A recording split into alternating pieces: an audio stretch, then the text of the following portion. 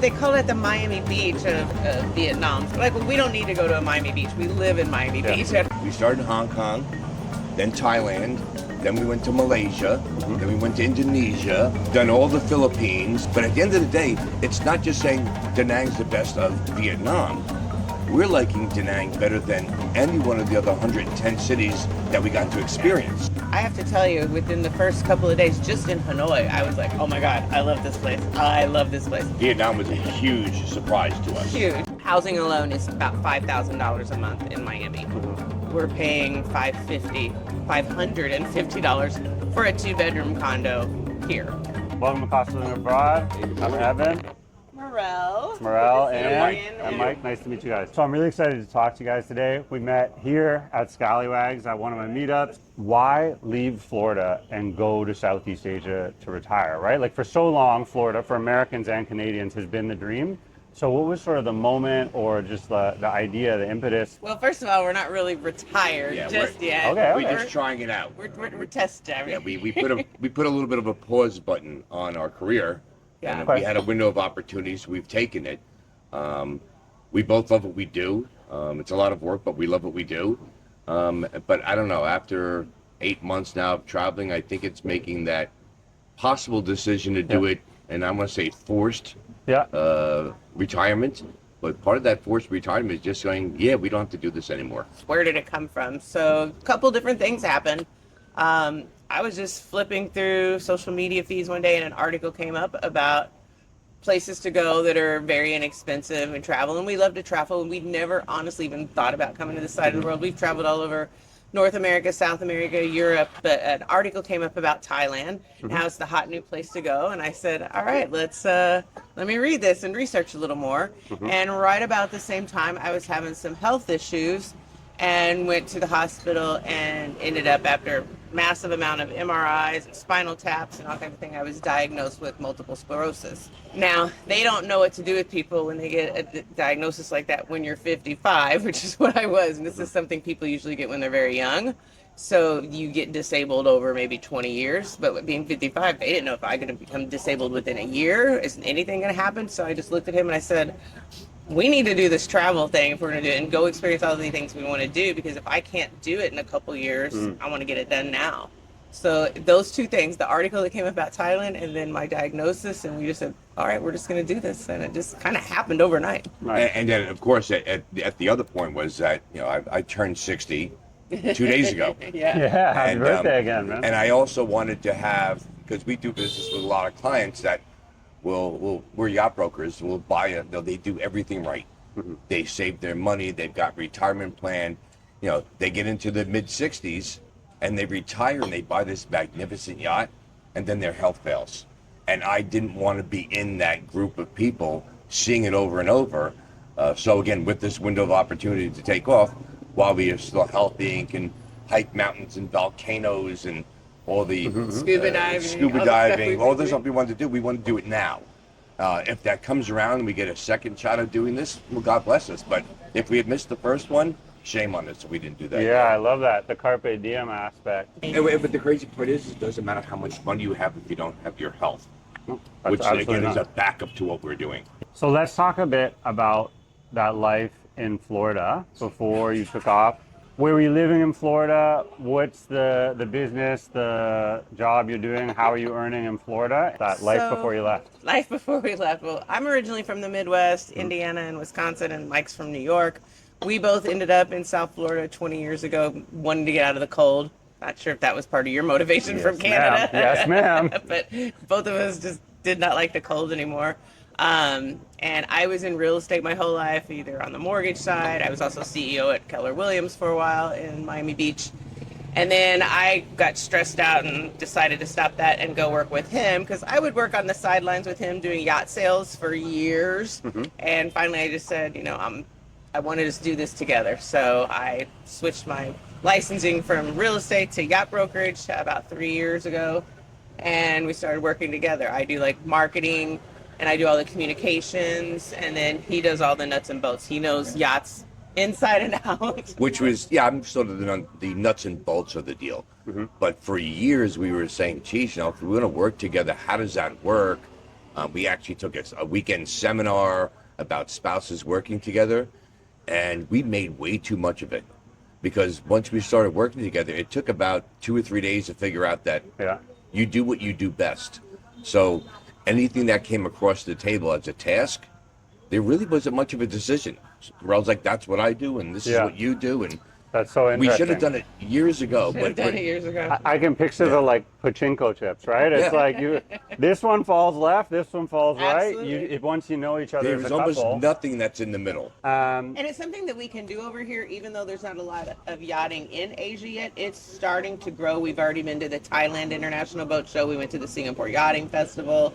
but Vietnam is going to be that market, and part of the reason why I think that is because there's a whole class of people here now who, whether they're on paper billionaires or not, I don't know, but they're worth tens of millions and hundreds of millions of dollars, and they want to spend their money here, right? It can be buying products, including yachts, brought into Vietnam, but they're not going to go spend their money necessarily in Paris or in whatever, or they're not going to move to Miami, right? Correct. They're people operating factories and business, because this country is booming. I know you've passed through Thailand, you'll probably be there again. Singapore, you said you stopped through there at a boat show. Why Vietnam? How end up in a place like Da Nang, Vietnam, which is at the moment seems to be trending in some sense, but is still really off the beaten path place? 100%. So when we started the trip, we didn't have the whole thing planned out. We just get over here. We knew we were going to start in Thailand, and then we knew we were going to go to Malaysia, and then it was kind of just figured out. And we decided to fly to Hanoi. And really didn't know what to expect about Vietnam at all. I mean, we do all of our research, we watch videos, we see what other people say. And I have to tell you, within the first couple of days, just in Hanoi, I was like, oh my God, I love this place. I love this place. Vietnam was a huge surprise to us. Huge, huge. And then we ended up going to Sapa because we needed to get out of the heat. Because when we were here, it was back in April and May. And then everybody kept saying, no, you got to go to Da Nang. You got to go to Da Nang. And we're like, oh, but they call it the Miami Beach of, well, first we've heard Southeast Asia, and then we've also heard Vietnam. So not sure which one it is, but we're like, well, we don't need to go to a Miami Beach. We live in Miami Beach at home, so what's the point? Says, no, you really should just stop check it out. And we did. We only came for 4 days, and we were like, okay, we'll just go sit on the beach for a couple days. Same thing happened, just like Hanoi. We got here, and we were like, oh my God, we love this. So we decided not to do anything touristy, didn't go check out anything. All we did was walk this neighborhood up and down every street, take pictures of buildings we liked that had apartment for rent outside, and just started calling people, and we knew we were going to come back. When we were done with our travel, like go, and we needed to just chill, this is where we came back. So we've been here for 2 months already. So there's a perfect time to mention again, we're at Scallywags. The area we're talking about, Muriel's mentioning, is An Tung Walking Street, which is a tourist but also expat-centric area for Westerners. So there are other tourism or centers around Da Nang that are more popular with Koreans or East Asian tourists, but this is the place that sort of North American or Westerners tend to gravitate to. Yes. When I'm talking to retirees, when people from my audience get in touch, this is where you want to land, right? This is the soft landing. So tell me about your other travels so far in Vietnam. I'm going to let Mike talk about that, but I just want to go back to what you said real quick first about this area being for Westerners, because the owners of our building are Vietnamese. The parents live there. The son lives on another floor. And then they have another Vietnamese gentleman that has a little coffee shop right in front. So I feel like we're very much also part of the Vietnamese culture, and I don't want to go over that and make people think it's only Westerners and you're not having a Vietnamese experience here in An Thang, because you can. And like relative to a Western, some like Phuket or something in Thailand, it's not like that. I just meant in the sense that even a lot of the Vietnamese people in this area speak English, for example, right? Like it's a soft landing in that sense. Anyway, sorry. So, and I've listened to a lot of other podcasts and YouTube videos, and I know that you specialize a lot here about Vietnam. But one of the reasons we actually came back here is because we've also been through most of Thailand. But we started in Hong Kong, then Thailand, then we went to Malaysia, then we went to Indonesia. Singapore. Back to Thailand for a little bit. We've done all the Philippines. We also did Japan. Seoul. We did Seoul, South Korea. So we spent 8 months, and I think we got 110 cities in, with 26 flights. Wow. The stats are unbelievable. But at the end of the day, it's not just saying Da Nang's the best of Vietnam. We're liking Da Nang better than any one of the other 110 cities that we got to experience. Yeah. That's the amazing part. And as we said before, Vietnam was a surprise. We had no expectations of Vietnam. That moment too, right? You land in Hanoi. Who knows what you're expecting? Boy, what's it feel like? Well, we had Mike's daughter with us at that time, and so we wanted to get a condo. So you really couldn't find anything down the Oak Quarter. We ended up staying out in Westlake, which Beautiful. is also very Western. It was nice. But we would walk all the way into the Oak Quarter every day. I mean, got our steps in every day, and we just loved the hustle and bustle and the chaos of it all. And yet it was clean. The food was amazing. I mean, we love the food in Thailand. Everywhere else has been like, okay, but nothing as good as Thailand until we got here. And everything we ate here, we just absolutely loved. Like I said, the controlled chaos. It was clean. It's inexpensive. It's The just people are so cool. amazing. Yeah. Just amazing. Yeah. Yeah. Viet culture, Vietnamese culture comes from there, right? Like it's come down there and spread south through the rest of the country. But that is like, whatever, a 1,200-year-old, 14-year-old capital of Vietnam and Vietnamese culture. And one of the things about the infrastructure, very similar to what's happened to Miami, that's kind of a concern that, if there was one bit of advice I could give the government, is that, that the infrastructure has to keep up. And if you double or triple the traffic, I mean, we all laugh about the traffic and how chaotic it is. And I think there's 1 or 2 traffic lights in the whole beach area. Yeah. That at some point there's going to be too much traffic even for the local way of getting around. Yeah. And that's just pulling out of the traffic, stopping traffic, and someone going through. I wonder how that's going to happen. I wonder how they're going to sort of, without creating traffic lights all over the city, will it change the culture of some of the drivers somehow to make it work? So right now they've instituted a big $200 fine, like 200 USD fine, which is huge. It's the cost of a motorbike for driving on the sidewalk in Saigon. And what they'll do is they'll enforce that for a while and see how it goes. And then if it's, whatever, if it's a functional thing, if it improves something, then they'll bring it across the country, right? They'll slowly bring that enforcement across the country.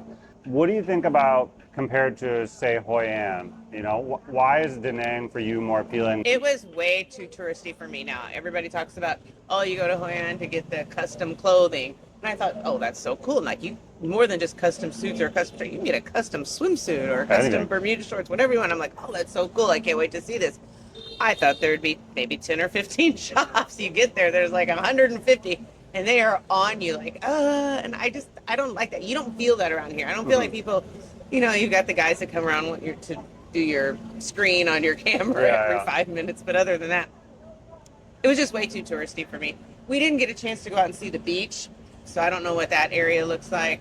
But I have to say, Hue, that was a huge surprise for us. Another surprise. Another smaller city that we weren't sure what to do. We went up with some friends, thought it'd be a little bit sleepy, and ended up staying in the center of the city instead of on the outskirts. And no, we got sucked into the downtown one night. And, and we had to fight to get out. And we made it out. So, and I guess how do we sum up this city? It just checks off more boxes than many others, and it does it all at one time. To say that everything's the best, no, but it checks off so many more boxes than many cities. Yeah. That it just makes it nice to live. I even really enjoyed Dalat. It was a nice slowdown from the fast pace of Hanoi. It's cooler. You're up in the mountains. All the flowers are beautiful there. Some great food. In Dalat, right? Yeah, in Dalat. I really enjoyed it there, but again, we're still beach people at the end of the day. We just need to see the ocean. I don't know. It's just part of who we are. But I liked Dalat a lot. Let's bring it back then also to the money stuff, because you mentioned it at the top. Obviously, the show is called The Cost of Living Abroad. Tell me about, first, just the cost comparison between what you're spending in a week or a month at home versus what you're spending here in Da Nang. And then maybe after we'll compare to some other spots. But for now, let's just focus on like the cost in Miami versus the cost in Da Nang. If you're interested in moving to Vietnam, I actually put together a Move to Vietnam masterclass. It's just 60 minutes and you can start watching right now. It covers all of the basic and frequently answered questions about housing, healthcare, banking, dating, how you get that first visa set up and find your first apartment when you're on the ground in Vietnam. And you can access that link direct in the channel or the video description below. Now let's get back Well, to Etsy. I moved to Miami Beach 21 years ago from Wisconsin, and the cost of living was more, but it was fine. I was making good money. I didn't mind. But since COVID, especially, I mean, it's been ramping up a lot, but since COVID, especially when so many Northeasterners and even Californians, so many people started moving to South Florida because it was open and it was easy as far as, you know, having a better lifestyle than up north. You're not worrying about winter and things like that. I mean, whole companies moved down and brought their whole C-level suite of people. And it's just caused the cost of living to go up like crazy. My mortgage itself is still pretty reasonable, but it's the taxes and the insurance. So taxes have gone up like crazy to deal with all the infrastructure of all these people moving there. And insurance has gone up because we keep having hurricanes, you know? So those costs. Oh, and then also your homeowners association if you're a condo owner. So I don't know if you remember a few years ago, we had the Champlain Tower collapse where the building fell because they weren't doing proper maintenance. So now all these new laws have been passed, which is a good thing. People need to maintain their buildings. Yes, we don't want that to ever happen again. But to keep the homeowners association's payments low for people, they weren't maintaining their buildings. So now all these condo owners have so much maintenance that has to be done on the building that has caused those payments to rise insanely. I mean, double and triple, and then plus special assessments, and then they never have reserves in their building in case they had an emergency fund. So that has been the thing that's really And that has actually drawn the condo market down in prices. Yeah. We're fortunate enough to have that. Our building, we've kept up with all the maintenance. We've got reserves in place. We're one of those good buildings. We've been way ahead of the curve of all that maintenance. So in some cases, our building has increased in value where a lot of other buildings have decreased. So you've got, and we're one of the very few that have done that. So to tell me answer your question at the end, Yeah. then we're just with our, not just for accommodation, just to live. housing. Housing alone is about $5,000 a month in Miami. We're paying $550 for a 2-bedroom condo here.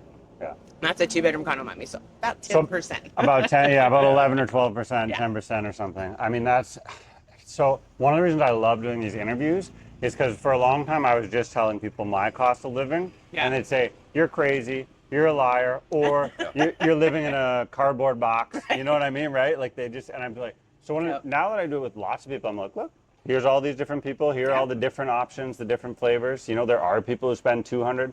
There's plenty of people who spend 1,000 or 1,500 a month here. I know guys who've bought $200,000 condos in cash in Da Nang. Yeah. That's fine too if you want to do that. The options are there. What's $550 in a 2-bedroom condo get you? Are you here in Antung? Is it? Yep.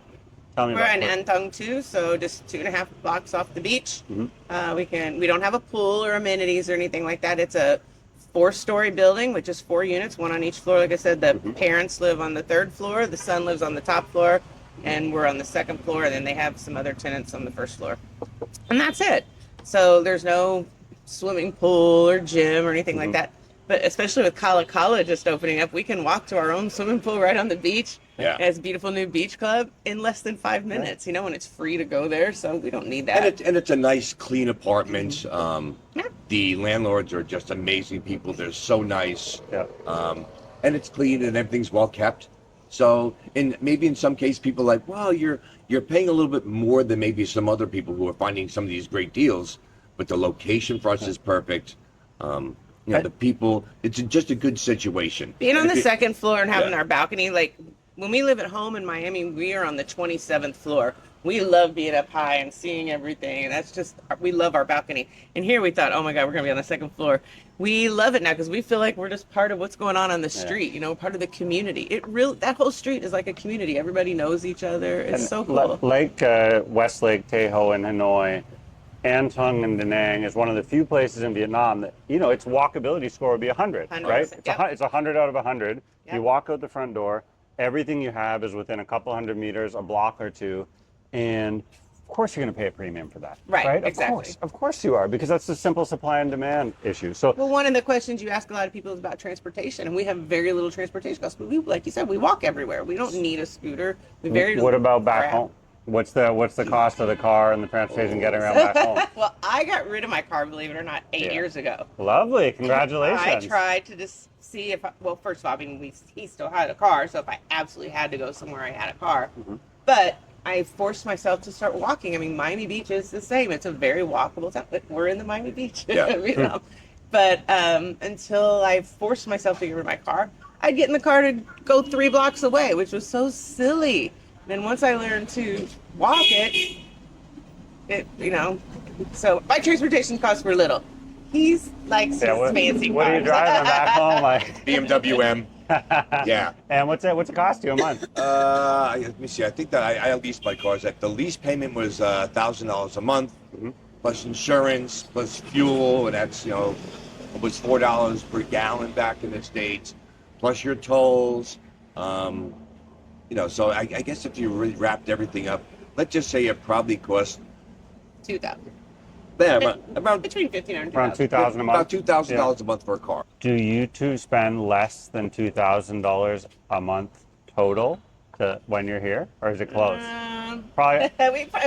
So unlike some of the other people I've Yeah. seen interview, I mean, we spend a lot of money on things like wine and beer. That's wine and cheese. But we're right? shopping. We're I'm shopping. trying to get away from the cheese. Yeah. You know, I'm a Cheese is one. cheesehead. I'm a My Packer kids. fan. So. Yeah.